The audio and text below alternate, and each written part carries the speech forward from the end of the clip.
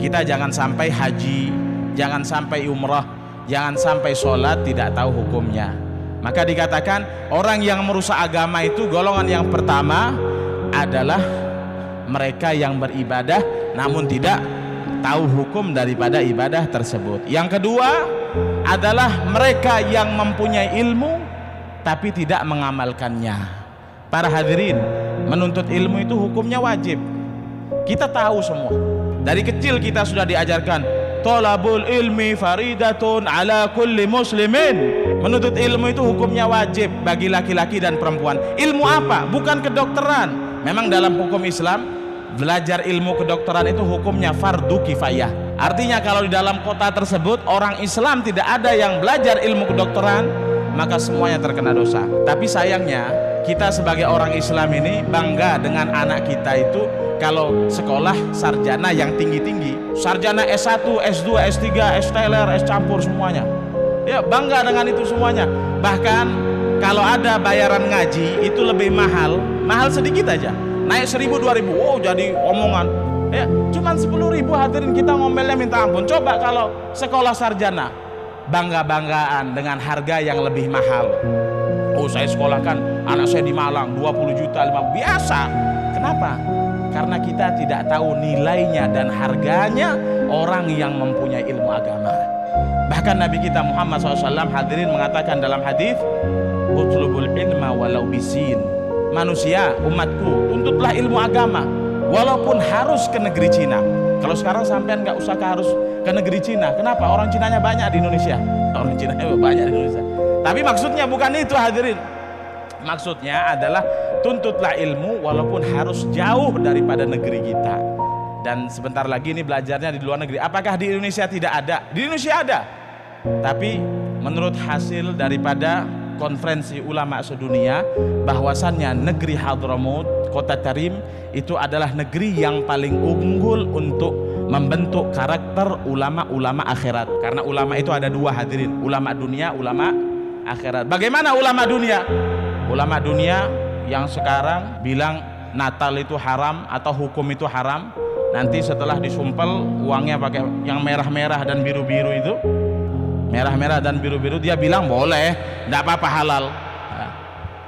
Madinah ada juga, dan di luar negeri. Kenapa harus di negeri Hadramut? Madinah bukankah ada? Madinah ada, tapi ulama menyatakan Madinah ilmunya sudah kurang orisinil. Kenapa? Karena sudah masuk di sana Mekah dan Madinah adalah faham-faham Wahabi, faham-faham Mujassimah.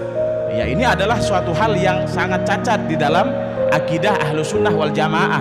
Kenapa? Dia mengatakan Allah Subhanahu wa taala berdiam di arsy, berada di situ, itu faham Mujassimah namanya. Ya, yang dibawa oleh Muhammad bin Abdul Wahhab yang kita kenal di Indonesia dengan HTI, dengan Salafi dan lain sebagainya, wal iyadu billah. Kenapa tidak di Mesir? Bukankah Mesir ada Al-Azhar? Iya, dulu Al-Azhar bagus, tapi sekarang ulama sepakat Mesir sudah banyak terkotori juga dengan faham-faham Syiah, faham-faham Syiah yang mengagungkan keluarganya Nabi Muhammad itu seperti Tuhan. Gak boleh. Kita tetap agungkan keluarganya Nabi Muhammad karena ada nilai khusus di dalam diri mereka, tapi jangan kita katakan mereka adalah sebagai Nabi juga. Salah. Makanya kita belajar Islam itu yang tengah-tengah.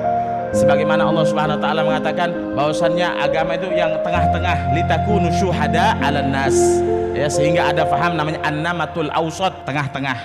Kita tidak terlalu berlebihan seperti orang Syiah dan juga terlalu kurang seperti orang Salafi dan Wahabi.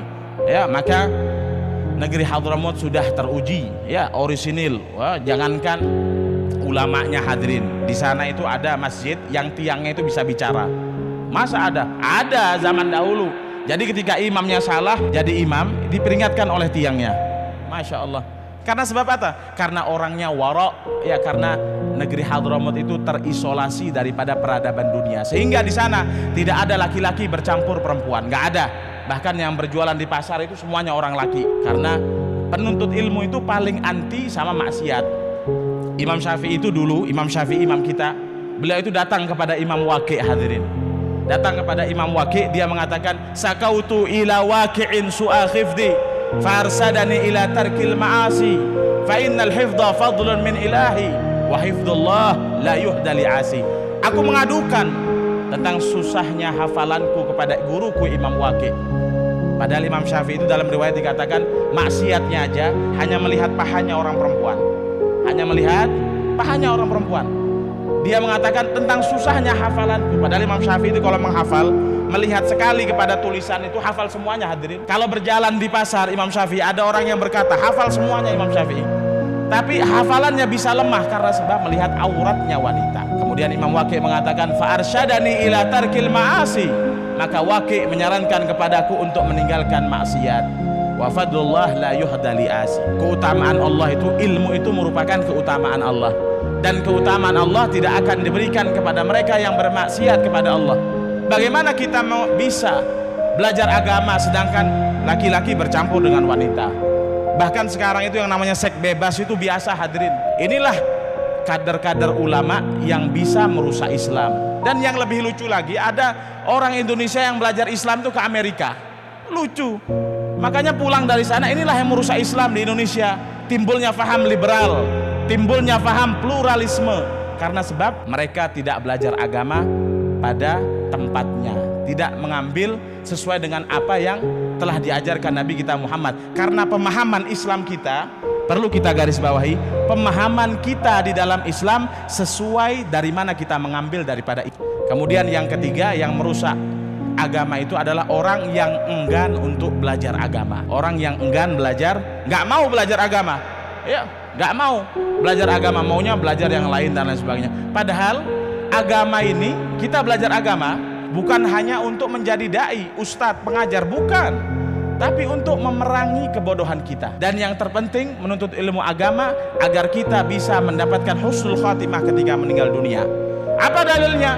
Dalilnya perkataan Al-Imam Ibnu Hajar Al-Haytami di dalam kitab Fathul Ilah juz 2 halaman 53. Dia mengatakan, apa yang dia katakan? At-tafaqquh fid din alamah ala husnul khatimah. Mempelajari agama, memperdalam dalam ilmu agama itu adalah tanda orang itu akan mendapatkan ilmu husnul khatimah.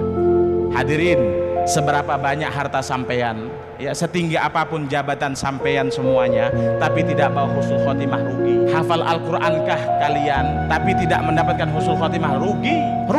Karena yang bunuh Sayyidina Ali bin Abi Thalib itu adalah penghafal Al-Qur'an. Hati-hati, jangan tertipu dengan sekarang dengan Al-Qur'an. Menghafal Al-Qur'an itu suatu yang bagus, tapi yang terbagus adalah mengamalkan daripada isi Al-Qur'an walaupun hanya satu ayat. Makanya Nabi itu bilang, balighu anni walau ayah. Hei, amalkan, sampaikan dariku walaupun satu ayat. Gak mesti kamu hafal Al-Qur'an. Jangan tertipu dengan sekarang tahfidz Qur'an, tapi isinya tidak mau dekat dengan Nabi kita Muhammad SAW. Bahkan enggan, ketika ada sholawat dia pergi semuanya. Apa? Mustahil kita mendapatkan ilmu tanpa pintunya Nabi kita Muhammad SAW. Sayyidil Imam Ali Habsyi beliau mengatakan, al-bab kulluha mughlaq illa min babil Habib SAW. Semua pintu itu tertutup kecuali dari pintunya Nabi kita Muhammad SAW. Kemudian yang terakhir, orang yang merusak agama adalah mereka yang melarang anaknya, melarang kerabatnya untuk mempelajari daripada ilmu agama. Hati-hati, ya, jangan belajar, lebih baik kamu jadi dokter aja. Anak kita kenalkan dengan dunia, hancur semuanya. Padahal Nabi kita Muhammad SAW sudah mewanti-wanti umatnya. Apa kunci sukses? Kunci sukses itu Nabi kita Muhammad mengatakan, kun aliman, au muta'alliman, au mustami'an, au kun muhibban, falatakun khamisan fatahlak. Nabi mengatakan, hei manusia, jadilah kamu para ulama. Kalau nggak bisa jadi ulama, jadilah penuntut ilmu. Nggak bisa juga jadi penuntut ilmu, jadilah orang yang mendengar ilmu. Ya, walaupun kita sudah mungkin yang tua-tua terlewatkan untuk belajar ilmu, sekarang banyak media-media, ada Ustadz Abu Somad, ada ustadz-ustadz yang lainnya, Ustadz Adi Hidayat dan lain sebagainya, ada Habib Fulan, ada bagus. Ya, jadilah pendengar kalau nggak bisa. Kemudian kalau nggak bisa mendengarkan, saya sibuk kerja, saya sibuk ini dan itu, jadilah pecinta di antara ketiga tersebut. Cinta ulama, cinta penuntut ilmu, cinta mereka orang yang gemar mendengarkan ilmu.